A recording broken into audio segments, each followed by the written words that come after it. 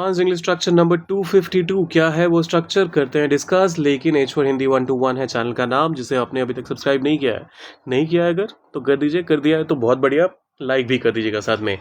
If not more, अब इसका क्या इस्तेमाल होता है, कब इस्तेमाल करते हैं इसे, अब वो भी सीखते हैं, साथ में देखेंगे कुछ एग्जाम्पल्स भी। पहला, इसका मीनिंग क्या होता है, कम से कम इतना तो है ही। अगर आपने कुछ यूं कहना हो कि बाकी बहुत बड़ी बात नहीं करूंगा लेकिन इतनी बात तो जरूर सही है, तो उस केस में आप कहते हैं इफ नॉट मोर। एग्जाम्पल के लिए पहला स्टेटमेंट आता है, इसमें कम से कम 5 घंटे लगेंगे। अब कैसे कहेंगे, इसे ट्रांसलेट कैसे करेंगे, इसमें लगेंगे, it will take 5 hours. It will take 5 hours,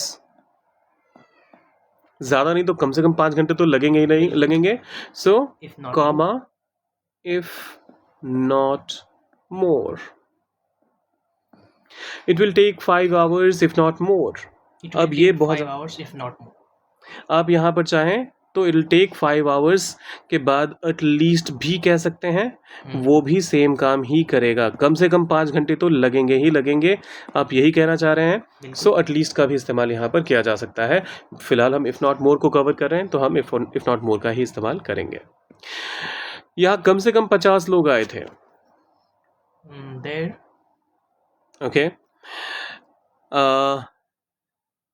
यहाँ आए थे 50 लोग, 50 people, 50 people आए थे, came here, अगर ज़्यादा नहीं तो यहाँ मतलब कम से कम 50 लोग आए ही थे। हाँ, if not more, यहाँ पर फिर से कामा, 50 people came here if not more।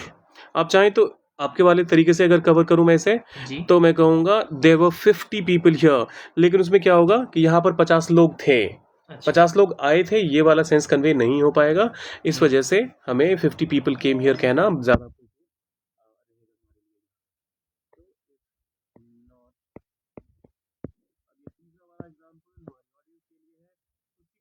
कम से कम 10,000 कॉपियाँ बिकी। अब इसे कैसे ट्रांसलेट करेंगे, कम से कम के लिए इफ नॉट मोर, ये मैं पहले से ही लिख देता हूँ, बाकी का पूरा सेंटेंस आप ट्रांसलेट कीजिए। प्रति कॉपियाँ के लिए कॉपीज कह देंगे, या फिर प्रतियाँ भी होंगी तो भी आप कॉपीज ही कहेंगे। बाकी पूरा सेंटेंस कीजिए ट्रांसलेट, डालिए कमेंट सेक्शन में। जाने से पहले सब्सक्राइब, लाइक, शेयर, कमेंट में क्या लिखना है ये तो मैं बता ही चुका हूँ, तो कीजिएगा ज़रूर। मिलते हैं जल्दी।